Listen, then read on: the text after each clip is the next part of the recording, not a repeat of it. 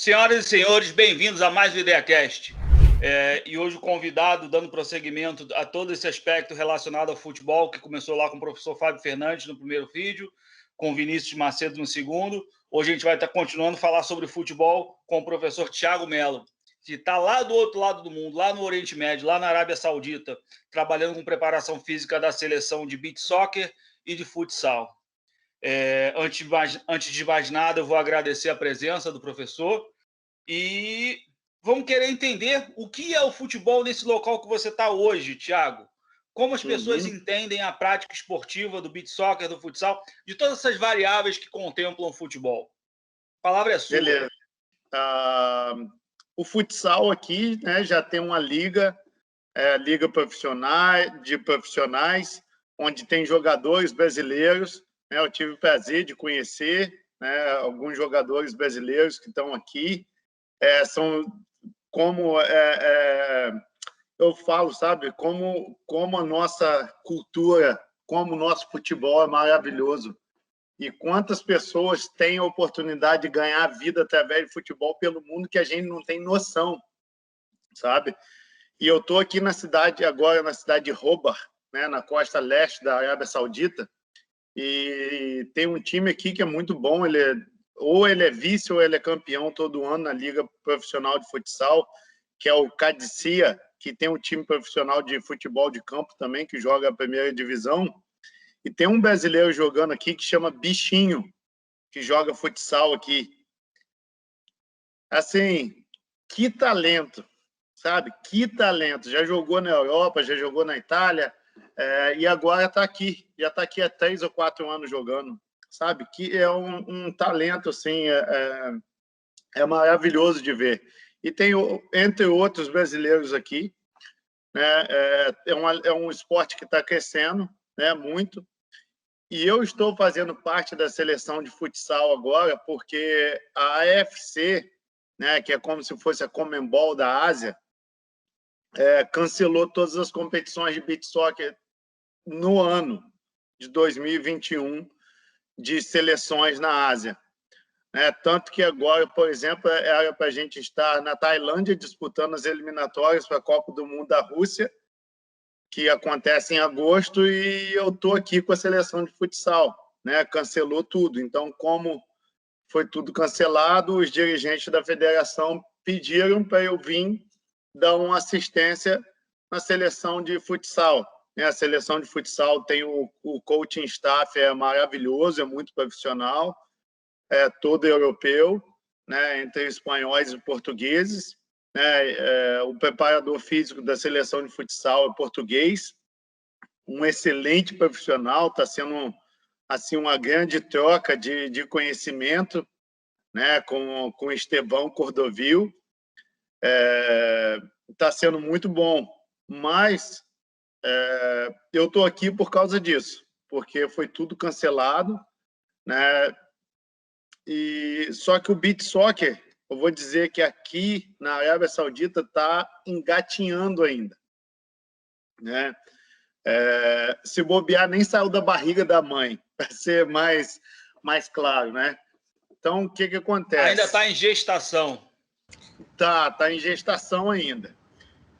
Então, o que acontece? Aqui na Arábia Saudita tem um projeto chamado Visão 2030, né? Que foi quando o rei que tinha aqui, na época que eu estive aqui, há 8 anos atrás, faleceu em 2016, um novo rei assumiu o governo, e o príncipe, que é o príncipe herdeiro, que será o novo rei da Arábia Saudita, Mohammed bin Salman, lançou um projeto chamado Visão 2030, que é um projeto de transformação da Arábia Saudita. Hoje, por exemplo, as mulheres hoje podem dirigir, podem ir ao shopping sozinha. Quando eu morei aqui, a gente ia num restaurante, por exemplo, tinha a parte de sessão familiar e sessão de solteiros. Por exemplo, homens solteiros, você não tinha contato com mulher em restaurantes. Hoje em dia não tem mais nada disso. Hoje em dia a gente se sente que está numa vida normal, numa vida bem aberta, mas com limitações, claro, mas está tudo muito diferenciado do que era 8 anos atrás, muito melhor a vida do que era 8 anos atrás aqui. E o esporte é uma grande parte desse projeto Visão 2030. Então, como a Arábia Saudita é o país mais rico dessa região toda aqui, eles querem ser a potência no esporte também, né? Então, o beach soccer é uma das ferramentas que eles querem usar. Só que isso requer muito tempo, porque todos os países ao redor aqui já tem liga profissional. O Kuwait tem liga profissional, os Emirados têm liga profissional, Catar tem liga profissional, né? Omã, Irã, né? Então, aqui ainda vai demorar um pouco ainda, né, para acontecer ainda do beach soccer chegar num alto nível, né? Como, por exemplo, para selecionar jogadores para a seleção de futsal, o treinador vai nos jogos e assiste os jogos. Para selecionar atletas para a seleção de beach soccer, são criados torneios em cidades de praia e a gente viaja, a comissão técnica, né? Viaja para cidade que está tendo torneio, assiste aquele torneio de fim de semana ali, pega 1, 2 jogadores e volta para casa. Entendeu? É muito diferente ainda. Dentro da federação tem o Centro de Desenvolvimento, né, do futebol, né, que a federação aqui cuida tanto do futebol, do futsal, do beach soccer. A federação aqui engloba todos os esportes, né, diferente do Brasil, por exemplo, né, que o futsal, por exemplo, não faz parte da federação da CBF. Eu fiz um curso de preparação física de futsal semana passada e eles estavam falando dessa possibilidade que eles estão tentando fazer essa transição para a CBF cuidar do futsal também. E aqui pelo menos isso já está um pouco mais avançado, que a federação cuida de tudo, né? Cada um por si. Então, é mais ou menos isso o que está acontecendo agora, assim, fazendo um resumo, né, do que está acontecendo no momento. A gente teria 4 competições para jogar só nesse primeiro semestre. A gente jogaria a Copa do Golfo em fevereiro, lá no Bahrein. Jogaria os Jogos Olímpicos Asiáticos no Kuwait em março. Jogaríamos os Jogos de Verão em Sanya, na China, numa ilha na China, né, que seriam os Jogos Olímpicos só de esportes de areia, né, e jogaríamos as eliminatórias da Copa do Mundo agora na Tailândia. Começaria agora dia 7 na Tailândia. E foi tudo cancelado. As seleções que vão para a Copa do Mundo da Ásia, né, porque aqui engloba a Ásia, no beach soccer engloba tanto a Ásia quanto o Oriente Médio, né, tudo dentro da Ásia. Então, eles selecionaram, através do ranking da FIFA, o Omã, Japão e Irã, para ir para a Copa do Mundo, que são os 3 melhores colocados no ranking da FIFA do beach soccer. E aí, com isso, eu estou agora, pelo menos estou no futsal, não estou em casa sem fazer nada, né? Conta uma coisa, Thiago. Como é que você chegou aí? Como eu cheguei aqui na Arábia Saudita, do Brasil. Você é natural do Rio de Janeiro, ok? Sim, lá de Cordeiro. Cordeiro para o mundo. Né? De Cordeiro para o mundo. Então, como é que o cara que nasceu em Cordeiro, foi criado no estado do Rio de Janeiro, chegou do outro lado do mundo? Qual foi o start? O que te motivou? Você é um cara do esporte, então o esporte acaba desencadeando esse tipo de processo, esse tipo de migração. Mas como é que esse mercado aí percebeu o Thiago percebeu esse mercado, que os dois podiam fazer uma parceria sinérgica que levou um somar na vida do outro? Para falar sobre isso, eu preciso voltar no ano de 1995, quando deu o start. Tem tempo isso, cara. Tem tempo. E vou te falar exatamente o dia e quando deu o start. A minha barba devia ser até preta. Hoje em dia eu tinha até cabelo, cara. Eu tinha até cabelo. Eu tinha 4 anos. É bom que o Rodrigo só vê por vídeo, ele nem lembra disso. Mas ele vai ser assim, para Rodrigo, ele vai rir da gente aqui depois. Mas o que acontece? Meu tio, né, Bianchini, jogou, né, no Bangu, no Flamengo, no Botafogo, no Vasco. Então, eu cresci e ele morava muito perto da casa da minha mãe. E ele foi como meu segundo pai, né? E eu, como tinha um campinho de barro, de terra, na frente da casa dele, né, onde a gente batia as peladas, coisa que hoje é cada vez mais difícil de ver, né, no Brasil. Então, eu cresci ali naquele campinho, batendo pelada, e meu tio morava exatamente na frente do campinho. Então, cresci ali, né, com meu tio, vendo futebol, escutando história de futebol, vendo o troféu de artilheiro de campeonato carioca, o primeiro artilheiro pelo Bangu na história, em 1963. Thiago, ele chegou a ser reserva do Pelé em uma Copa do Mundo, não foi isso? Não, ele não chegou a jogar a Copa do Mundo. Mas ele chegou a ser reserva do Pelé em alguns jogos. Hein? Não, ele chegou a ser... Ele chegou a ser, tem foto, ele numa excursão pela seleção na Suécia, titular ao lado do Pelé. Top. E ele foi convocado para a Copa do Mundo de 66, mas num jogo contra o Bangu, ele pelo Vasco, ele recebeu uma entrada, teve que operar o joelho, hoje em dia já tem essa demora toda. Imagina em 65, 66, quanto tempo que demorava para recuperar de uma cirurgia de joelho, né? E aí ele foi cortado da Copa do Mundo, mas ele foi convocado para a Copa de 66 na Inglaterra.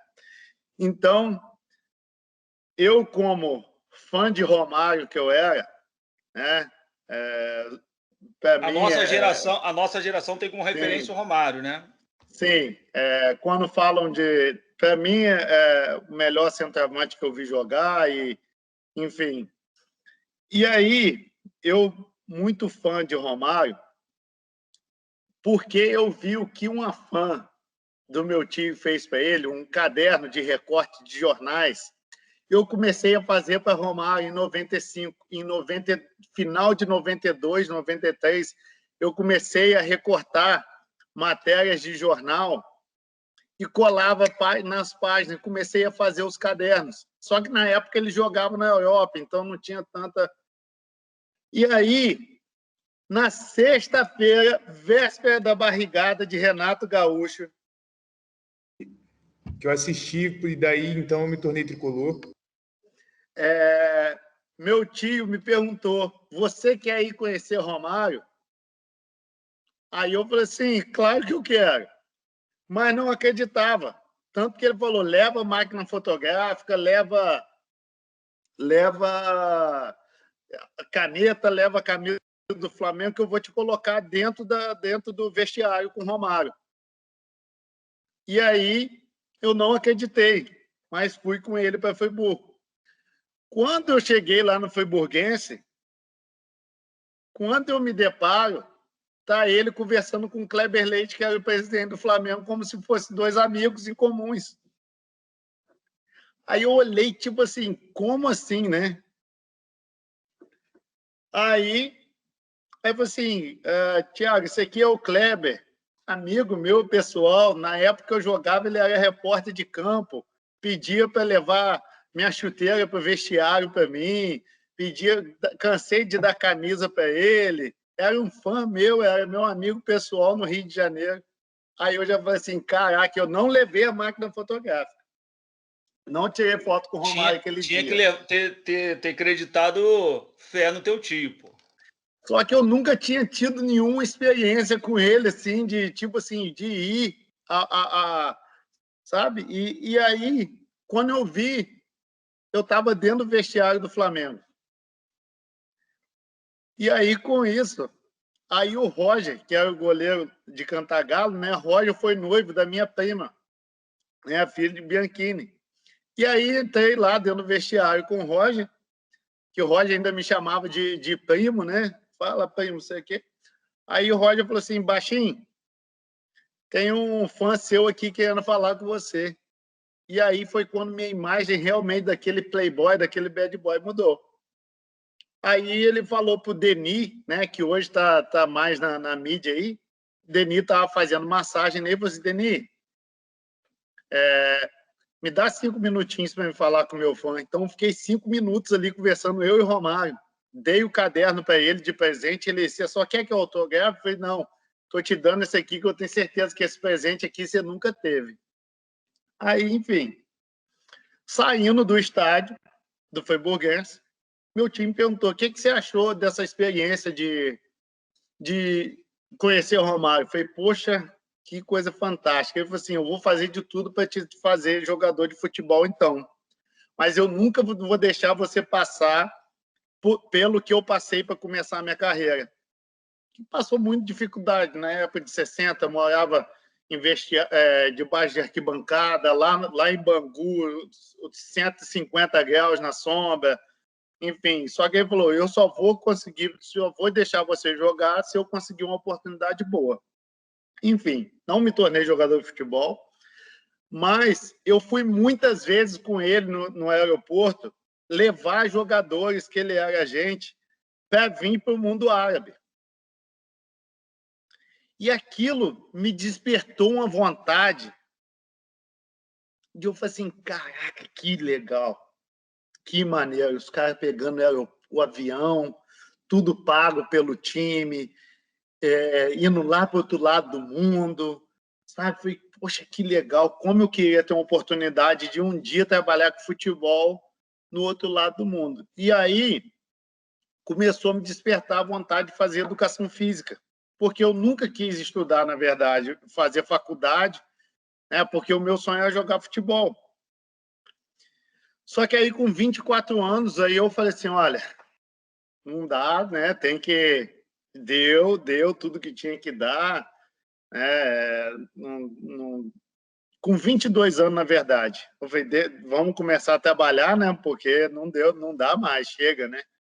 E aí comecei a trabalhar, fiz faculdade, muita dificuldade, minha mãe não tinha condições de pagar a faculdade para mim, eu trabalhava numa fábrica de lingerie, lá em Cordeiro, lá na Beles, o dono da fábrica de lingerie me dava lingerie para vender no preço de atacado, né?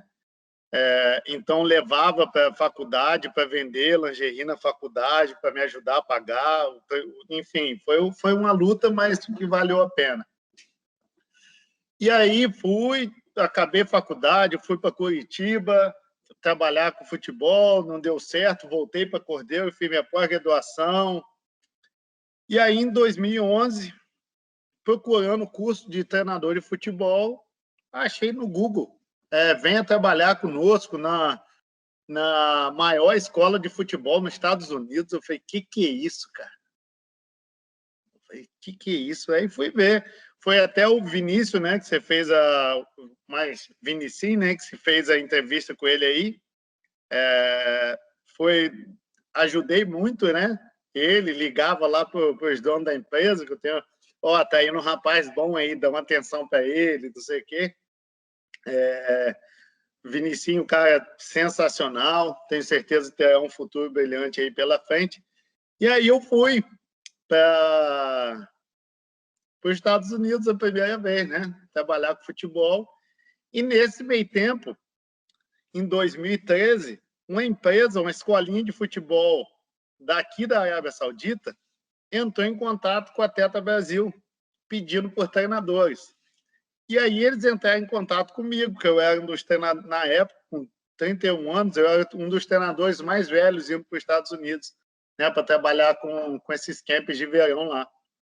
E aí fui, falei, Thiago, você tem interesse? Eu falei, tenho. Aí fui, resolvi tudo, vim em 2013 a primeira vez para cá, e aí passei um ano aqui, aí aconteceram algumas coisas de visto, essas coisas todas, retornei para o Brasil, fui para os Estados Unidos, aí nesse tempo fiquei 14, 15, 16, 17, 18, trabalhando com futebol nos Estados Unidos, com a passagem de 6 meses na China. Fui para a China no segundo semestre de 2016. Fui lá para Shenzhen, na China, passei 6 meses lá, retornei para o Brasil. Tudo como preparador físico e técnico. Isso, mas com a parte de treinador mesmo. Meu sonho era ser preparador físico, só que aí foi direcionando para a parte de treinador, principalmente de categoria de base, né? E aí cheguei a trabalhar com high school, 2017, 2018 nos Estados Unidos, já trabalhava com pessoal já de 17, 18 anos, que é uma faixa de etária que eu gosto de como treinador trabalhar. E aí, 2019, depois de 5 anos tentando fazer a prova do TOEFL, né, que é a prova de inglês, para entrar na universidade nos Estados Unidos, que eu apliquei para o mestrado lá em 2014 a primeira vez. Só que eu não passava na prova do TOEFL, né? Porque meu inglês era muito básico, nunca fui para uma escola de inglês. Hoje, graças a Deus, falo inglês fluente, mas tudo estudando em casa, né? E o fato de morar nos Estados Unidos ajudou muito, né? Então, finalmente, em 2018, consegui passar na prova do TOEFL, 2014, 15, 16, 17, 18. Não é uma prova barata de fazer, se vai pensar, ainda mais nos dias de hoje, são mais de $200 cada prova, né?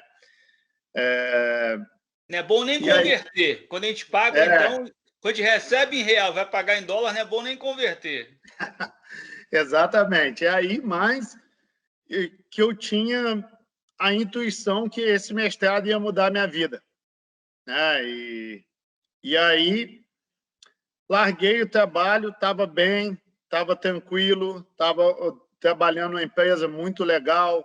2017, 2018, nos Estados Unidos, não era mais a Tetra Brasil, era outra empresa, era uma empresa muito menor, era de uma cidade só, mas era uma empresa que dava assim, boas condições, muito boas condições de trabalho e pessoal também.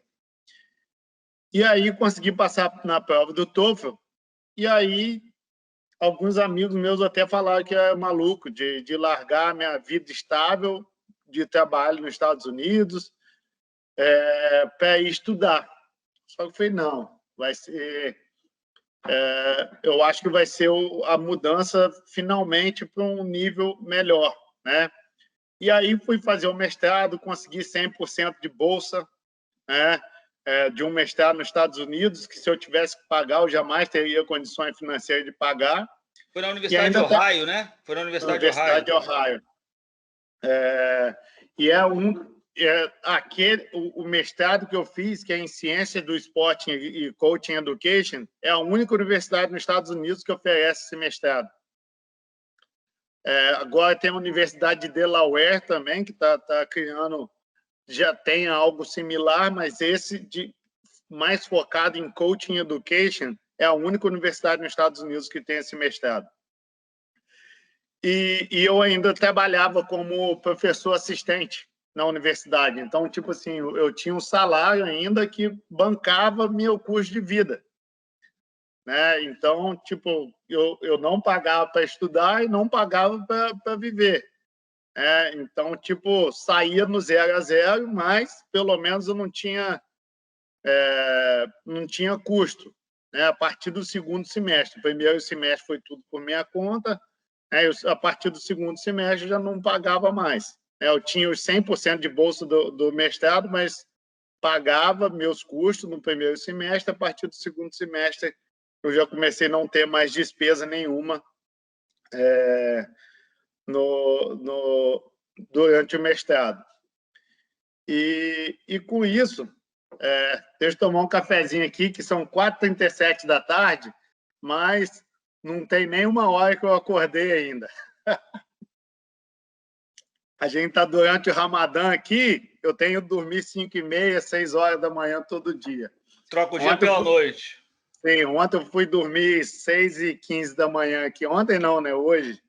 A gente está terminando os treinamentos aqui por volta de 1h15 da manhã, até chegar no hotel, comer.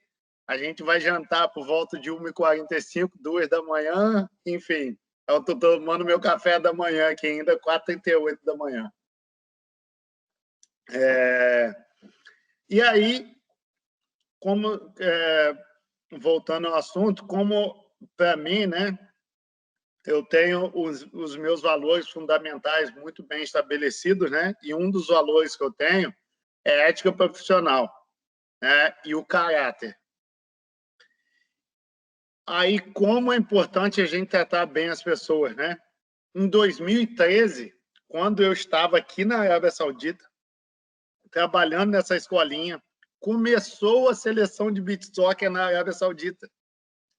E o dono da empresa que eu trabalhava era quem fazia toda a parte de gestão da seleção da Arábia Saudita. Em 2013, eu trabalhando pela seleção de beach soccer como preparador físico, né? E aí, um treinador de beach soccer que trabalhava no Vasco da Gama na época, de beach soccer, entrou em contato comigo, não sei como, e perguntou qual era a possibilidade de eu ajudar ele a vir para cá. E eu fui muito sincero com ele. Falei assim, olha, não vou te prometer nada, não vou falar nada. Expliquei a situação para ele, é uma situação extremamente amadora. A gente não tem salário para trabalhar pela seleção. Eu deixo de fazer o meu trabalho lá na escolinha para vir aqui trabalhar pela seleção. E aí, a partir desse momento, eu criei uma amizade muito bacana com ele. E aí, com isso, eu fui mantendo amizade com ele ao longo desses anos. E aí, eu estou em Cordeiro, termino meu mestrado em 2020, retorno para Cordeiro por causa da pandemia. Estou lá em Cordeiro, desempregado, esperando oportunidades. Já tinha algumas oportunidades, mas esperando essa questão de pandemia, como seria, como não seria. E aí eu estou um dia lá no quintal de casa, tomando meu café da manhã, chega uma mensagem do Léo para mim. Oi, Thiago, tudo bem? Me avisa aí quando eu posso te ligar. Não, tô de bobeira aqui, pode ligar. Aí eu falei assim, então, Thiago, a gente está criando uma comissão técnica aqui e eu gostaria de te convidar para ser o meu preparador físico aqui. Você foi muito sincero comigo em 2013 e, com isso, eu quero alguém que não seja do meio do beach soccer, que não tenha as manias, que não tenha já os vícios e traga novas ideias, né, para trazer para o beach soccer. Foi a partir daí que eu me reaproximei do Rodrigo, né? E aí eu acho que hoje assim, lá na região lá, eu acho que quem está assim no top, né? Eu não tenho problema nenhum, não tenho orgulho nenhum de chegar e pedir ajuda, né?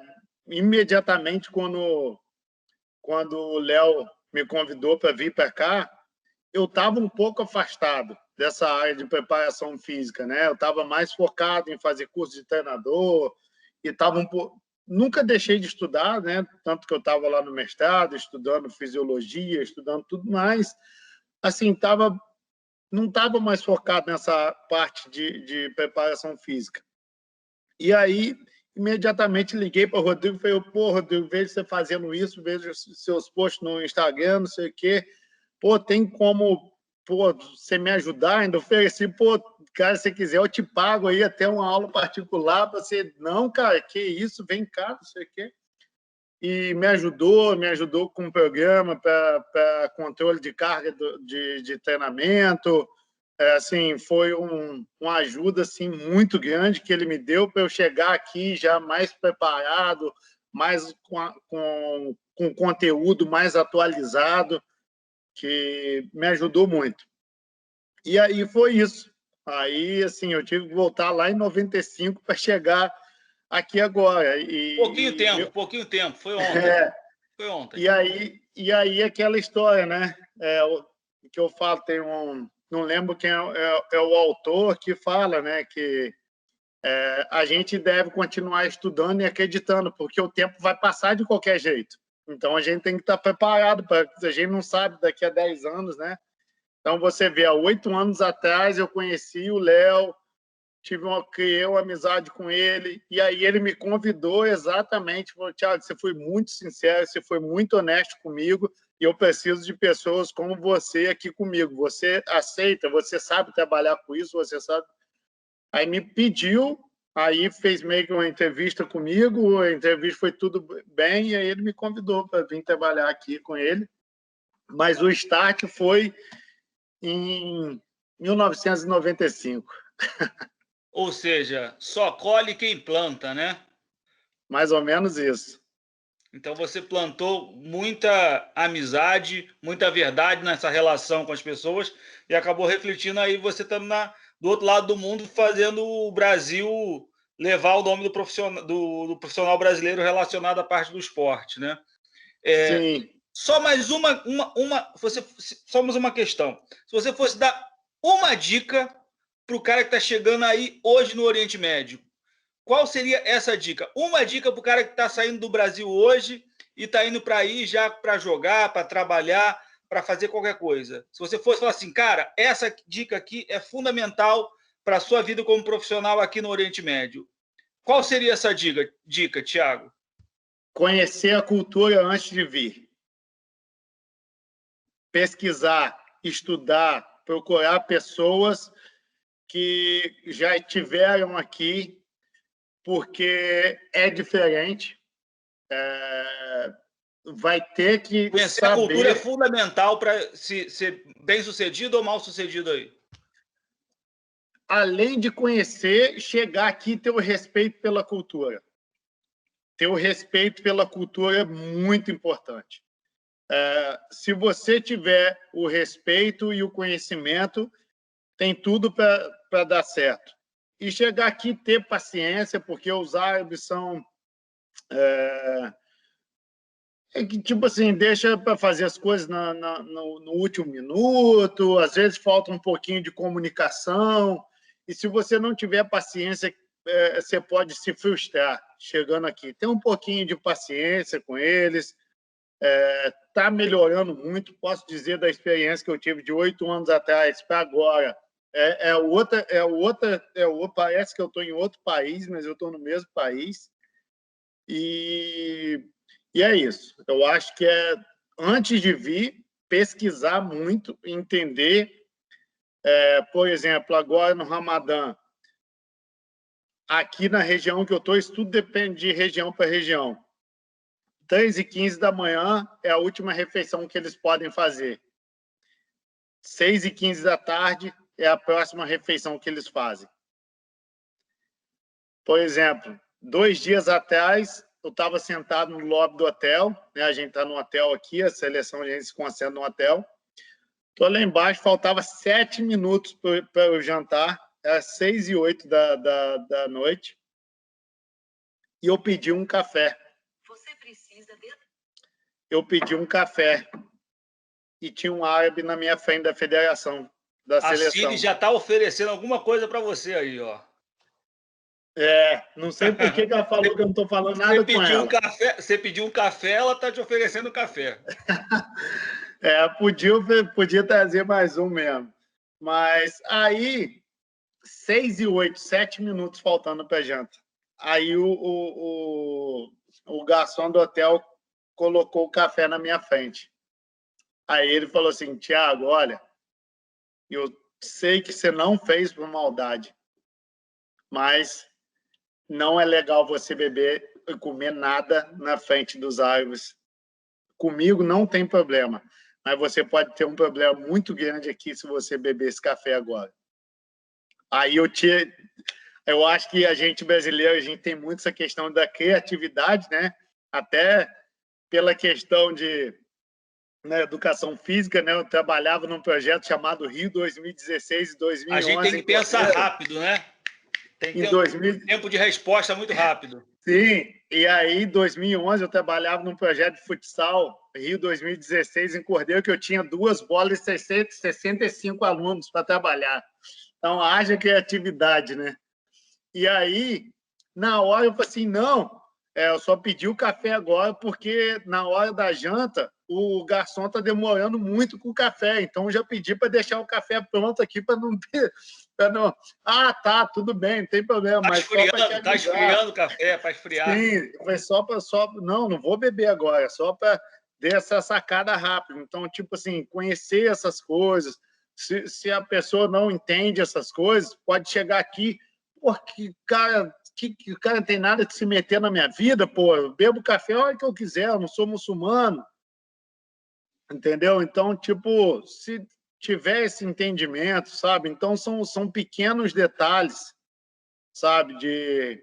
Que você precisa saber para quando você chegar aqui, você já ter essa sensibilidade de entender eles, sabe? Igual ontem. Ontem eu cancelou a janta aqui do hotel e eles pediram, sabe?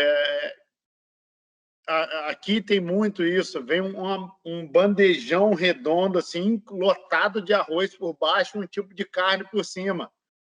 E todo mundo lava bem as mãos, né? E é todo mundo sentado em volta da mesa bandeja e comendo com a mão, sabe? E você não pode usar a mão esquerda para comer, por exemplo. O cara vem aqui, mete a mão esquerda e joga na boca, você já está cometendo um pecado aqui, que não pode. Entendeu? Você só pode usar... mal, aí. O canhoto se dá mal. Só pode usar a mão direita. É bom que come menos, o canhoto vai ficar magrinho. Porque a mão esquerda aqui é considerada onde você limpa as suas necessidades fisiológicas, né? Entendi, então você só come com a direita. Você só come com a mão direita. Então você precisa conhecer essas coisas. E outra assim, dica que eu estava esquecendo que eu ia falar, o idioma, não o árabe. O árabe é tipo assim, você tem que estudar 50 anos para aprender, e hoje eu falo algumas palavras, mas é muito difícil. Mas o inglês, sabe? Estudar o idioma, sabe? O inglês, hoje em dia, eu acho que para quem quer trabalhar fora do país, eu acho que é fundamental, sabe? É fundamental trabalhar, estudar o inglês. Eu falo que eu sou exemplo próprio, né? Como minha mãe não tinha dinheiro para pagar minha faculdade, também não tinha dinheiro para pagar um curso de inglês para mim. Minha mãe é professora do estado, minha mãe, somos 3 irmãos. Também não tenho vergonha nenhuma de dizer, eu não tive o pai dentro de casa, né? Meu pai não quis me reconhecer, né? Eu tive 2 pais maravilhosos, um foi meu tio, mas eu não tive essa questão de pai, né? Hoje não tenho problema nenhum quanto a falar isso, e eu acho que eu posso ser um exemplo bom para várias pessoas que os pais não deixam, né? Abandonam os filhos. Eu acho que eu posso ser um bom exemplo para isso, né? Que eu consegui, através de muita luta, muita dificuldade, superar isso tudo. Então, minha mãe solteira, infelizmente minha mãe não deu muita sorte, né? Somos 3 irmãos de 3 pais diferentes, né? E então a vida nunca faltou nada para a gente. Minha mãe trabalhava de 7 da manhã às 10 da noite, fim de semana eu lembro ela dando aula particular para os outros lá dentro de casa. Nunca deixou faltar nada para a gente, mas nunca tivemos facilidade para nada, né? Eu pude estudar em colégio particular no ensino médio, porque ela era professora no ensino médio também. Então, a vida não foi fácil, não. Mas, hoje em dia, só não aprende quem não quer. O YouTube está aí, eu aprendi inglês no YouTube. Tem um canal, até dou a dica, chama Inglês Winner, que começa do básico. Quando eu voltei a estudar, eu não lembrava... Também sigo. Pode repetir de novo, pode fazer, o cara faz um trabalho maravilhoso. Maravilhoso, Inglês Winner. Eu comecei de novo, eu ser bem sério, e minha mãe era professora de inglês, tá? Eu não lembrava o que era o verbo to be. Eu voltei ao My name is Thiago. Eu voltei nisso. E eu comecei com esse cara, né? E com isso eu fui estudando. E hoje, graças a Deus, falo inglês fluente, sabe? Isso me ajuda muito. Quanto ajuda você poder ir num café, poder pedir um café, poder pedir uma água, sabe? As coisas mínimas que você pode chegar e pedir por você mesmo, sabe? E hoje o inglês está cada dia mais... Hoje em dia, aqui na Arábia Saudita, por exemplo, tem praticamente... todo lugar que você vai tem alguém que fala inglês, sabe? Aqui no hotel que a gente está, por exemplo, todos os garçons, a maioria das Filipinas, da Índia, da Indonésia, né? Aqui tem muitos pessoal que faz o trabalho braçal, são desse país, sabe? E aí, a maioria deles fala inglês, sabe? Então, é outra dica que eu dou aí. Além de conhecer a cultura, chegar aqui e respeitar a cultura, falar o inglês. Isso vai ajudar você a ter uma vida muito melhor aí. Thiago, antes de qualquer coisa, eu acho que nesse resumo todo tem que ser muito corajoso para sair do teu país de origem para ir para outro lugar do mundo. Então, assim, nesse papo que a gente teve, você demonstrou a coragem. Então, sair do Brasil e fazer história em outro local, do outro lado do planeta, cara, tem que ser corajoso antes de tudo. Tem que ficar tranquilo para chegar aqui e não ter uma cervejinha para tomar, tá? Que eu adoro tomar minha cerveja, não gosto de uísque, não gosto de vodka, não gosto de nada disso, mas gosto de tomar minha cervejinha no fim de semana. Um dia, lá em casa, quando eu voltei para o Brasil, montei uma áreazinha lá para ver futebol, sempre chamar meus amigos para ir lá ver futebol.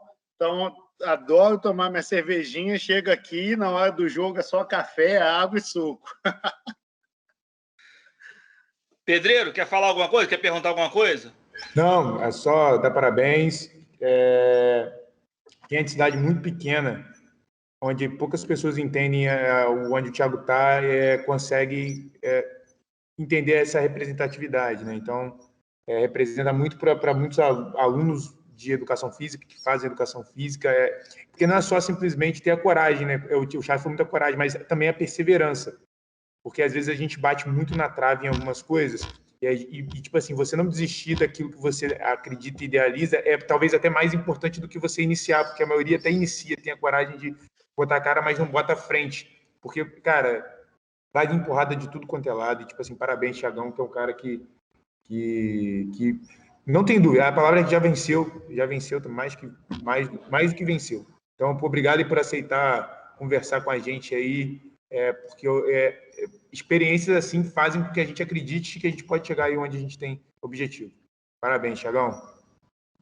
Obrigado, Rodrigo, por esse contato aí, essa oportunidade de estar falando um pouquinho. E também, assim, já me colocando à disposição, né? Você, professor universitário, se algum dia precisar lá em alguma aula falar sobre essa experiência, alguma coisa, Com certeza. até para, às vezes, uma aula, né, que tiver, para poder falar mesmo dessa questão da vida pessoal do profissional de educação física, muitas vezes, né, tem o sonho de achar que sou aqui de Cordeiro, de Cantagalo, de Macuco, de Pada, muito difícil. Difícil é mesmo, mas eu estou me colocando à disposição para qualquer coisa que precisar. Vamos fazer uma chamada de Zoom, alguma coisa, a gente se coloca à disposição aí. Thiagão, vamos continuar perseverando, vamos mostrar que o Brasil tem muito a mostrar e que a gente ainda tem muito a construir e favorecer o processo civilizatório ao redor do mundo. Você é uma dessas figuras, uma dessas engrenagens que faz toda essa história acontecer. Quero te agradecer muito pela tua disponibilidade de tempo, por disponibilizar a sua história, e agradecer todo mundo aqui que está disponibilizando tempo e assistindo a gente também. Então, senhoras e senhores, muito obrigado pelo tempo e a dedicação de todos. Espero que vocês estejam bem. Continuamos em pandemia, por isso continuamos nesse formato aqui. Logo, logo teremos novas histórias aí para contar. E se o Thiago tiver novas histórias, a gente vai trazer ele aqui de novo. Vamos ver se a gente faz uma mesa redonda sobre futebol com todo mundo, com o Fábio Fernandes, com o Vinícius, com mais gente aí que a gente vai trazer para debater o futebol pelo mundo. Tá bom? Obrigado por tudo. Eu estive aqui com o professor Thiago, falei com o professor Rodrigo Pedreiro aqui, falei da técnica, dando todo o apoio, o professor Rodrigo Portal. Eu sou o Charles Mota, fiquem bem, se cuidem. Até a próxima, tchau.